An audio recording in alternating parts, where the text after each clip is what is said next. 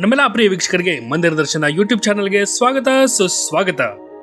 ಸ್ನೇಹಿತರೆ, ಇವತ್ತಿನ ಸಂಚಿಕೆಯಲ್ಲಿ ನಿಮಗೆ ಒಂದು ಸುಂದರವಾದ ಮತ್ತು ವಿಶಿಷ್ಟ ಪುರಾಣದ ಕಥೆಯನ್ನು ಹೊಂದಿರುವಂತಹ ಒಂದು ಭವ್ಯವಾದ ದೇವಾಲಯದ ಬಗ್ಗೆ ನಿಮಗೆ ಹೇಳಲಿದ್ದೇವೆ. ನೀವೇನು ನಮ್ಮ ಚಾನಲ್ ಅನ್ನು ಸಬ್ಸ್ಕ್ರೈಬ್ ಮಾಡಿಲ್ಲ ಅಂದ್ರೆ ಈಗಲೇ ತಪ್ಪದೆ ದಯವಿಟ್ಟು ಸಬ್ಸ್ಕ್ರೈಬ್ ಮಾಡ್ಕೊಳ್ಳಿ. ಬೆಲ್ ಬಟನ್ ಅನ್ನು ತಪ್ಪದೆ ಕ್ಲಿಕ್ ಮಾಡಿ. ಬನ್ನಿ ಆ ದೇವಾಲಯ ಯಾವುದು ಅನ್ನೋದನ್ನ ತಿಳ್ಕೊಂಡು ಬರೋಣ. ಈ ದೇವಾಲಯವು ಸಮುದ್ರ ಮಟ್ಟದಿಂದ ಸುಮಾರು 807 ಮೀಟರ್ ಎತ್ತರದಲ್ಲಿದೆ. ಸುತ್ತಲೂ ಸಹ್ಯಾದ್ರಿಯ ಉತ್ತುಂಗದ ಶ್ರೇಣಿಗಳನ್ನು ಸಹ ಒಳಗೊಂಡಿದೆ. ಭದ್ರಾ ನದಿ ಬಲದಂಡೆಯ ಮೇಲೆ ಈ ಸುಂದರ ದೇವಾಲಯವಿದೆ. ಆ ದೇವಾಲಯವೇ ಚಿಕ್ಕಮಗಳೂರು ಜಿಲ್ಲೆಯ ಕಳಸದಲ್ಲಿರುವ ಕಳಸೇಶ್ವರ ದೇವಾಲಯ. ಈ ದೇವಾಲಯವು ನಾಯಕರ ಕಾಲದಲ್ಲಿ ಇದ್ದಂತಹ ಬಹು ಪ್ರಾಚೀನ ದೇವಾಲಯವಾಗಿದೆ. ಈ ದೇವಾಲಯದ ಇತಿಹಾಸ ಪುಟಗಳನ್ನ ನೋಡೋದಾದ್ರೆ, ಬೈರ ಅರಸರ ಆಳ್ವಿಕೆಯಲ್ಲಿ ಮುಖ್ಯ ಸ್ಥಳಗಳಲ್ಲಿ ಒಂದಾಗಿದ್ದ ಕಳಸದಲ್ಲಿ ಆ ಸಮಯಕ್ಕೆ ಸೇರಿದ ದೊಡ್ಡ ಕಳಸೇಶ್ವರ ದೇವಾಲಯವಿತ್ತು. ಉತ್ತರ ದೇಶದಿಂದ ಬಂದಂತಹ ಶ್ರುತಬಿಂದು ಎಂಬ ರಾಜನಿಂದ ಈ ದೇವಾಲಯ ನಿರ್ಮಿಸಲಾಗಿದೆ ಎನ್ನುವುದನ್ನು ಕಾಣಬಹುದಾಗಿದೆ.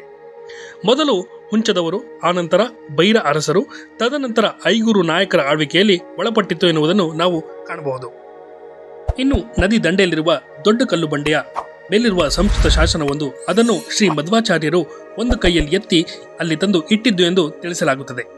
ಇನ್ನು ದೇವಾಲಯದ ವಿಶೇಷವೇನೆಂದರೆ, ಈ ದೇವಾಲಯವನ್ನು ಗಣೇಶನ ವಿಶೇಷ ರೂಪಗಳನ್ನು ಕಾಣಬಹುದು. ಒಂದು ಹೆಣ್ಣು ಗಣಪತಿ, ಇನ್ನೊಂದು ಗಂಡು ಗಣಪತಿ. ಈ ವಿಶಿಷ್ಟ ಮೂರ್ತಿಗಳಿರುವ ಪ್ರಪಂಚದ ಏಕೈಕ ದೇವಾಲಯ ಎಂದರೂ ತಪ್ಪಾಗಲಾರದು. ಹೆಣ್ಣು ಮತ್ತು ಗಂಡು ಗಣಪತಿಯನ್ನು ನೀವು ಇಲ್ಲಿ ಮಾತ್ರ ಕಾಣಬಹುದು.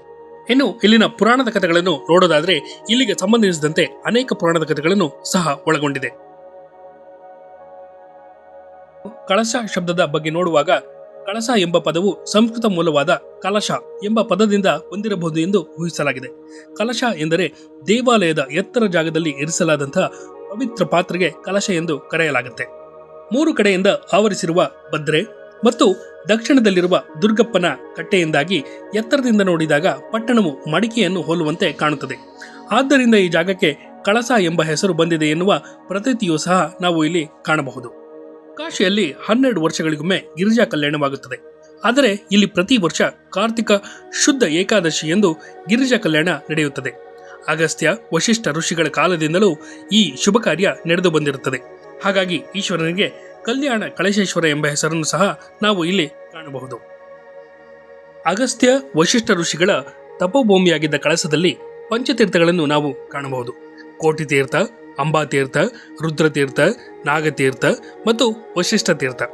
ಈ ಪಂಚತೀರ್ಥಗಳಲ್ಲಿ ಪಿತೃ ಕಾರ್ಯವನ್ನು ಮಾಡಿದರೆ ಸದ್ಗತಿ ದೊರೆಯುತ್ತದೆ ಎನ್ನುವುದು ಪುರಾಣ ಗ್ರಂಥಗಳಲ್ಲಿ ನಾವು ಕಾಣಬಹುದು. ಈ ಸ್ಥಳವು ಗಣೇಶನಿಂದ ವಧಿಸಲ್ಪಟ್ಟ ಅಸುರನದಾಗಿತ್ತು ಎನ್ನುವ ನಂಬಿಕೆ ಇದೆ. ಅಲ್ಲದೆ ಶ್ರೀ ಕಳಶ ಕ್ಷೇತ್ರದ ಮಹಿಮೆಯನ್ನು ಸ್ಕಂದ ಪುರಾಣದ ತುಂಗಭದ್ರಕಾಂಡದಲ್ಲಿ ವಿಸ್ತಾರವಾಗಿ ವಿವರಿಸಲ್ಪಟ್ಟಿದೆ. ಕಳಸ ಕ್ಷೇತ್ರವು ಭದ್ರಾ ನದಿಯ ದಡದಲ್ಲಿರುವ ಪುರಾತನ ಕ್ಷೇತ್ರವಾಗಿದೆ.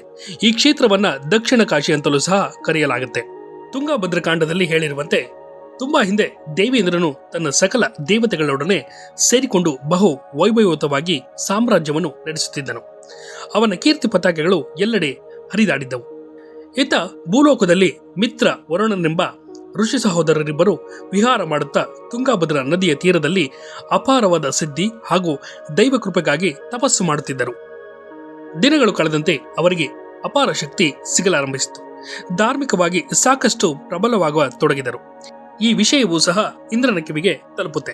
ಆದ್ದರಿಂದ ಇಂದ್ರನು ಅವರಿಬ್ಬರ ತಪಸ್ಸನ್ನು ಭಂಗ ಮಾಡಬೇಕೆಂದು ನಿರ್ಧರಿಸಿ ಅತಿ ಸುಂದರಿಯಾದಂತಹ ಊರ್ವಶಿಯನ್ನು ಅವರ ತಪಸ್ಸನ್ನು ಭಂಗ ಮಾಡುವಂತೆ ಸೂಚಿಸಿ ಅವಳನ್ನು ಭೂಲೋಕಕ್ಕೆ ಕಳಿಸಿಕೊಡುತ್ತಾನೆ. ಅವರಿಬ್ಬರು ತಪಸ್ಸು ಮಾಡುತ್ತಿದ್ದ ಜಾಗಕ್ಕೆ ಬಂದಂತಹ ಊರ್ವಶಿಯು ತನ್ನ ಸೌಂದರ್ಯದ ಮೈಮಾಟದಿಂದ ನೃತ್ಯವನ್ನು ಮಾಡುತ್ತಾ ಅವರನ್ನು ಆಕರ್ಷಿಸುತ್ತಾಳೆ. ಕೆಲ ಸಮಯ ಕಳೆದಂತೆ ಊರ್ವಶಿಯ ಅಪೂರ್ವ ಸೌಂದರ್ಯಕ್ಕೆ ಹಾಗೂ ಶಾರೀರಕ್ಕೂ ಮರುಳಾಗಿ ಇಬ್ಬರು ವಿಚಲಿತರಾಗಿ ಅವಳ ಮೋಹಪಾಶಕ್ಕೆ ಸಿಲುಕಿಕೊಳ್ಳುತ್ತಾರೆ. ಈ ಸಂದರ್ಭದಲ್ಲಿ ಮಿತ್ರನ ವೀರ್ಯ ಸ್ಖಲನವಾಗುತ್ತದೆ. ಅದನ್ನು ದೇವತೆಗಳು ಒಂದು ಕುಂಭದಲ್ಲಿ, ಅಂದರೆ ಮಡಿಕೆಯಲ್ಲಿ ಶೇಖರಿಸಿಡುತ್ತಾರೆ. ಆ ಕುಂಭದಲ್ಲಿ ಶೇಖರಿಸಿದ್ದ ವೀರ್ಯದಿಂದಲೇ ನಂತರ ಅಗಸ್ತ್ಯ ಋಷಿಗಳ ಜನನವಾಗುತ್ತೆ. ಆದ್ದರಿಂದಲೇ ಅಗಸ್ತ್ಯ ಮುನಿಗಳನ್ನು ಕುಂಭಯೋನಿ, ಕುಂಭಸುತ ಎಂದು ಇತರ ಹೆಸರುಗಳಿಂದಲೂ ಸಹ ಕರೆಯಲಾಗುತ್ತೆ. ಹೀಗೆ ಅವತರಿಸಿದ ಅಗಸ್ತ್ಯರು ಮುಂದೆ ಕ್ರಮವಾಗಿ ವೈದಿಕ ವಿದ್ಯೆಗಳನ್ನು ಪಡೆದು ಸಕಲ ಶಾಸ್ತ್ರ ಪುರಾಣಗಳನ್ನು ಅಭ್ಯಾಸ ಮಾಡಿ ತಪಸ್ಸುಗಳನ್ನು ಆಚರಿಸಿ ಶಿವನ ಕೃಪೆಗೆ ಪಾತ್ರರಾಗುತ್ತಾರೆ. ಶಿವನು ಪ್ರಸನ್ನನಾಗಿ ಅಗಸ್ತ್ಯರಿಗೆ ವರ ಕೇಳಲು ಕೇಳಿದಾಗ ಅಗಸ್ತ್ಯರು ತಾವು ಜನಿಸಿದ್ದ ಕುಂಭದಲ್ಲಿ ಶಿವನು ಸದಾ ನೆಲೆಸಿರಬೇಕೆಂದು ಕೇಳಿಕೊಳ್ಳುತ್ತಾರೆ. ಅವರ ಇಚ್ಛೆಯಂತೆ ಶಿವನು ಕಳಸದಲ್ಲಿ ಕಳಸೇಶ್ವರನಾಗಿ ನೆಲೆಸಿದನು ಎಂಬ ಪ್ರತೀತಿಯೂ ಸಹ ಇದೆ. ಅಲ್ಲದೆ ಅಗಸ್ತ್ಯರ ಜನನವಾಗುವ ಸಮಯದಲ್ಲಿ ಕಲಶದ ಹೊರಗೆ ಚೆಲ್ಲಿದ ರೇತಸ್ಸಿನಿಂದ ಹಿಂದೆ ನಿಮಿಚಕ್ರವರ್ತಿಯಿಂದ ಶಾಪಗ್ರಸ್ತರಾಗಿದ್ದಂತಹ ವಸಿಷ್ಠರ ಜನನವಾಯಿತು ಎಂದು ಸಹ ಹೇಳಲಾಗುತ್ತದೆ. ಇವುಗಳಲ್ಲದೆ ಈ ಸ್ಥಳದಲ್ಲಿ ಇನ್ನೊಂದು ರೋಚಕವಾದಂತಹ ಸ್ಥಳ ಪುರಾಣವನ್ನು ಸಹ ಒಳಗೊಂಡಿದೆ. ಶಿವ ಪಾರ್ವತಿಯರ ಕಲ್ಯಾಣ ಸಮಯದಲ್ಲಿ ದೇವಾದಿದೇವತೆಗಳು ಎಲ್ಲರೂ ಕೈಲಾಸದಲ್ಲಿ ಬಂದು ಸೇರುತ್ತಾರೆ. ಆಗ ಅದರ ಭಾರದಿಂದ ಭೂಮಿಯು ವಾಲತೊಡಗುತ್ತದೆ. ಅದರ ಸಮತೋಲನವನ್ನು ಸರಿದೂಗಿಸಲು ಅಗಸ್ತ್ಯ ಋಷಿಗಳನ್ನು ಕೇಳಿಕೊಳ್ಳಲಾಗುತ್ತದೆ. ಆಗ ಅಗಸ್ತ್ಯ ಋಷಿಗಳು ಅದಕ್ಕೆ ಒಪ್ಪಿ, ಜೊತೆಗೆ ನಿಮ್ಮ ಕಲ್ಯಾಣವನ್ನು ನಾನು ಸಹ ನೋಡಬೇಕು ಎಂದು ಕೇಳಿಕೊಂಡಾಗ ಪರಶಿವನು ಅವರಿಗೆ ದಿವ್ಯ ದೃಷ್ಟಿಯನ್ನು ನೀಡಿ ಅವರನ್ನು ದಕ್ಷಿಣಕ್ಕೆ ಕಳುಹಿಸುತ್ತಾನೆ. ಆಗ ಅಗಸ್ತ್ಯರು ಬಂದು ನೆಲೆ ನಿಂತ ಕ್ಷೇತ್ರವು ಇದು ಎಂದು ನಂಬಲಾಗುತ್ತದೆ. ಅಲ್ಲದೆ ಕಾಶಿ ಅಂದರೆ ವಾರಣಾಸಿಗಿಂತ ಹೆಚ್ಚಿನ ಪುಣ್ಯವು ಕಳಸವನ್ನು ದರ್ಶಿಸಿದಾಗ ಸಿಗುತ್ತದೆ ಎನ್ನುವ ಪುರಾಣದಿಂದಲೂ ನಂಬಿಕೆ ಇದೆ. ಅಲ್ಲದೆ ಮಧ್ವಾಚಾರ್ಯರು ಏಕಹಸ್ತದಿಂದ ಮೇಲಕ್ಕೆ ಎತ್ತಲ್ಪಟ್ಟಂತಹ ಬೃಹತ್ ಗಾತ್ರದ ಬಂಡೆಗಲ್ಲನ್ನು ಇಲ್ಲಿ ನಾವು ಕಾಣಬಹುದು. ಅದರ ಮೇಲೆ ಮಧ್ವಾಚಾರ್ಯರ ಹಸ್ತಾಕ್ಷರವನ್ನು ಸಹ ಕಾಣಬಹುದು. 32 ಅಡಿ ಎತ್ತರದಿಂದ ಅವರು ತುಮುಕಿ ಈಜಿದ ಸ್ಥಳವನ್ನು ಇಲ್ಲಿ ಅಂಬಾತೀರ್ಥ ಎಂದು ಕರೆಯಲಾಗುತ್ತದೆ. ಈ ವಿಚಾರವನ್ನು ನಾವು ಮಧ್ವ ವಿಜಯದಲ್ಲಿ ಉಲ್ಲೇಖಿಸಿರುವುದನ್ನು ಕಾಣಬಹುದು. ಅಲ್ಲದೆ ಇಲ್ಲಿ ರಾಮ, ಸೀತೆ, ಲಕ್ಷ್ಮಣರು ಪ್ರಯಾಣಿಸಿದ ಸ್ಥಳೀಯ ಜಾಗವನ್ನು ಸಹ ಕಾಣಬಹುದು. ಅದನ್ನು ಸೀತಾಸೆರಗು ಎಂದು ಕರೆಯಲಾಗುತ್ತದೆ. ಇದಿಷ್ಟು ಕಳಸ ದೇವಾಲಯದ ಮಾಹಿತಿ. ದಯವಿಟ್ಟು ನಿಮ್ಮ ಅನಿಸಿಕೆ, ಅಭಿಪ್ರಾಯಗಳನ್ನು ನಮ್ಮೊಂದಿಗೆ ಹಂಚಿಕೊಳ್ಳಿ.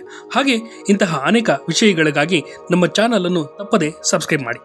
ಮುಂದಿನ ಮತ್ತೊಂದು ದೇವಾಲಯದ ವಿಶೇಷತೆಗಳೊಂದಿಗೆ ಮತ್ತೆ ಭೇಟಿಯಾಗೋಣ. ಅಲ್ಲಿವರೆಗೂ ಆರೋಗ್ಯದಿಂದ ಸಂತೋಷದಿಂದಿರಿ. ವಂದನೆಗಳು.